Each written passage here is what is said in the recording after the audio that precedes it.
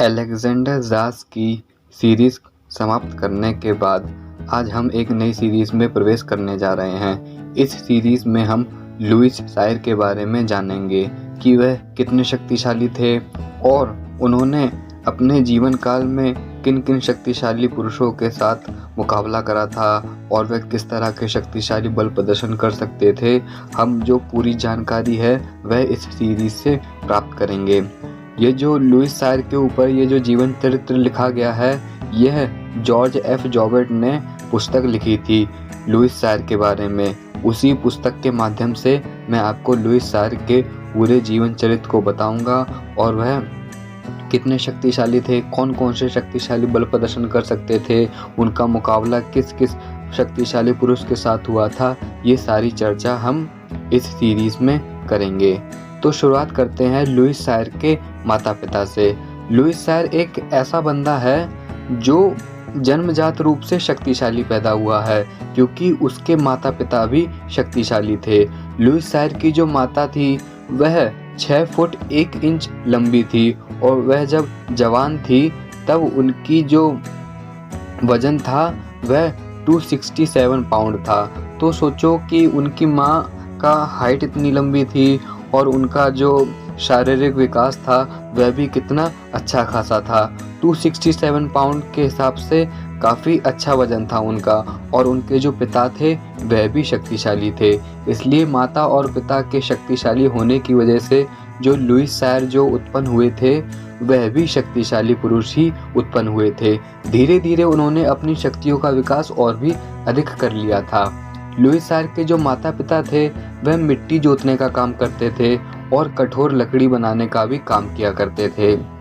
Louis Sair के जो माता पिता थे उनके पास खेती बाड़ी भी बहुत अधिक थी, वह खेती बाड़ी में लगे रहते थे। तो इस तरह से जो लुइस सायर के जो माता पिता थे उन्हीं की वंशज की वजह से, उन्हीं की विरासत की वजह से लुइस सायर शक्तिशाली पैदा हुए थे। हम और शक्तिशाली पुरुषों के बारे में जब बात करते हैं तो हम ऐसा कहते हैं कि यह व्यक्ति कमज़ोर पैदा हुआ था, लेकिन फिर उसके मन में शक्तिशाली बनने की इच्छा उत्पन्न हुई और फिर उसने व्यायाम के द्वारा शक्ति को अर्जित करा। लेकिन लुइस सायर के साथ ऐसा नहीं था, वह शुरू से ही शक्तिशाली पैदा हुए थे। लेकिन धीरे धीरे उन्होंने अभ्यास के द्वारा, डंबल उठाने के अभ्यास के द्वारा या फिर बैक लिफ्ट के द्वारा उन्होंने अपनी शक्ति में असाधारण वृद्धि करी और वह आगे चलकर और भी ज़्यादा शक्तिशाली बन गए थे।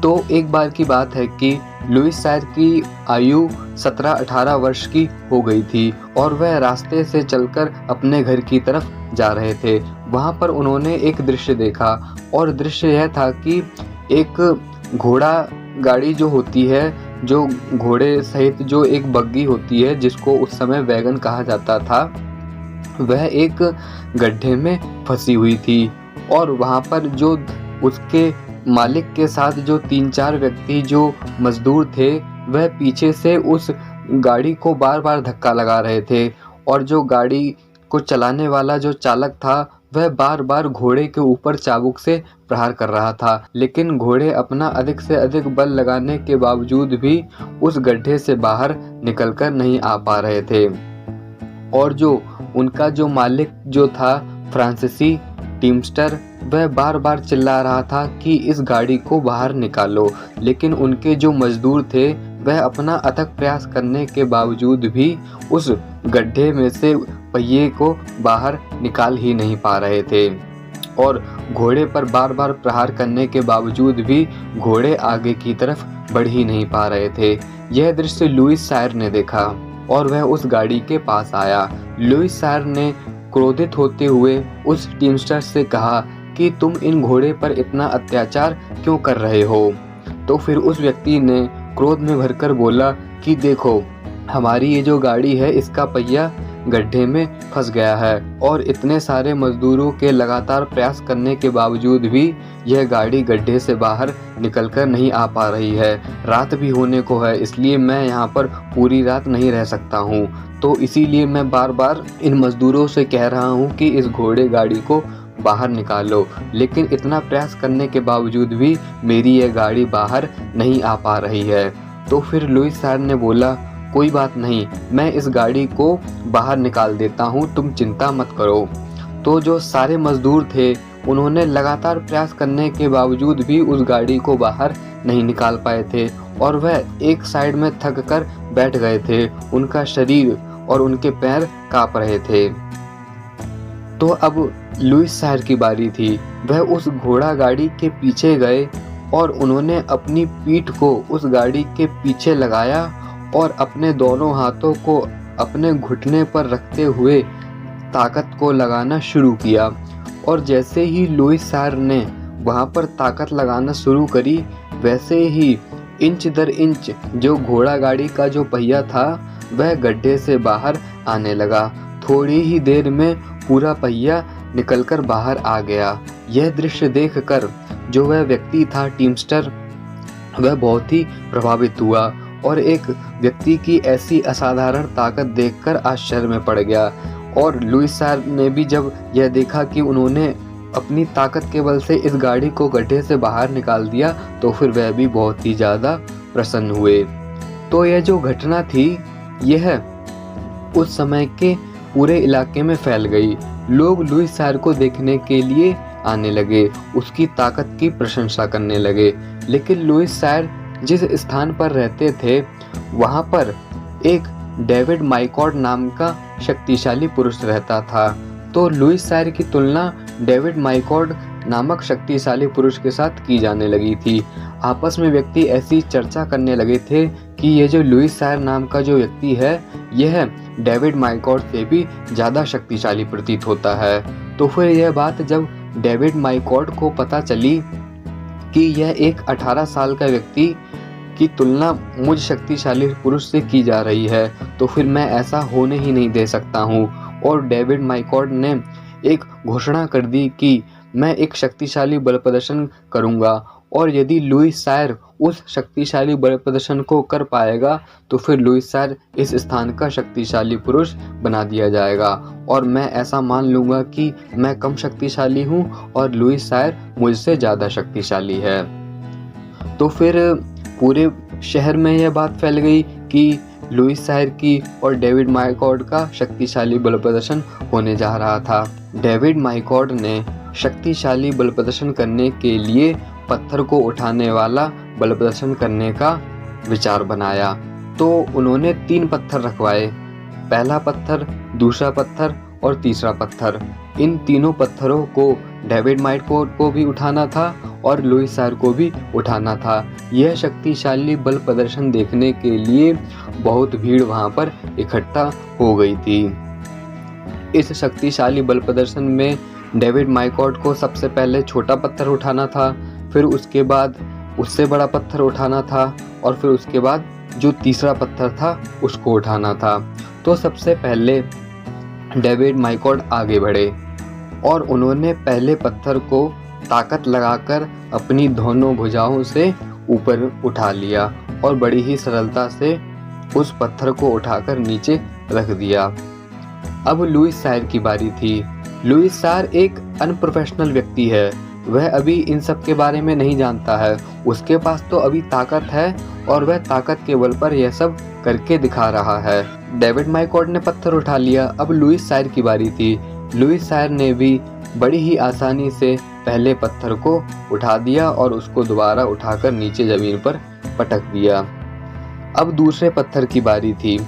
जब दूसरा पत्थर डेविड माइकॉर्ड उठाने के लिए आगे बढ़े तब उन्होंने अपनी दोनों भुजाओं से उस पत्थर को भर लिया और जब उन्होंने ताकत लगाकर उस पत्थर को ऊपर उठाने का प्रयास कर रहे थे तो उस समय ऐसा प्रतीत हो रहा था मानो डेविड माइकॉर्ड के पैर कांप रहे हों और वह उस समय लंबी लंबी गहरी गहरी सांसें भर रहे थे।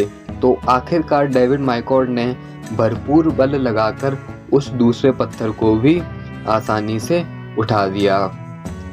डेविड माइकॉर्ड के बाद अब लुइस सायर की बारी थी कि वह उस दूसरे पत्थर को उठाए जो डेविड माइकॉर्ड ने उठाया था। लुइस सायर बड़े गर्व के साथ आगे बढ़े, उनके पास सच में ताकत थी। लुइस सायर जो थे वह सच में शक्तिशाली थे। पहला पत्थर उन्होंने उठा दिया, अब दूसरा पत्थर उठाने के लिए लुइस सायर आगे बढ़े और उन्होंने दूसरे पत्थर को भी बड़ी ही आसानी से उठा दिया।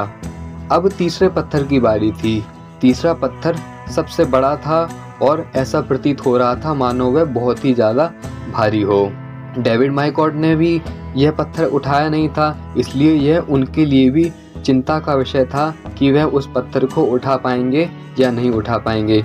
यदि डेविड माइकॉर्ड इस पत्थर को नहीं उठा पाया तो पूरे क्षेत्र में उसकी बेइज्जती हो जाएगी, और यदि लुइस सायर ने इस पत्थर को उठा लिया तो फिर वह उस क्षेत्र का शक्तिशाली पुरुष बन जाएगा और वह कनाडा का स्ट्रॉन्गेस्ट मैन भी बन जाएगा। तो फिर डेविड माइकॉर्ड आगे बढ़े और उन्होंने तीसरे पत्थर को अपनी भुजाओं में भर लिया और वह वहां पर उस पत्थर को उठाने के लिए भरपूर बल लगाने लगे।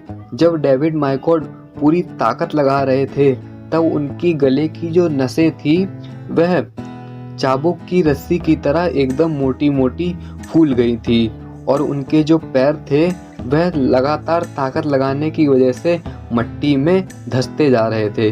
क्योंकि वह ताकत लगा रहे थे और उन्होंने पैर को जो जमीन पर धंसा रखा था वह और भी ज़्यादा अंदर की तरफ बढ़ते जा रहे थे। वह बहुत ही ज़्यादा बल लगा रहे थे, गहरी गहरी सांसें भी ले रहे थे, लेकिन वह पत्थर जो था वह टस से मस नहीं हो रहा था।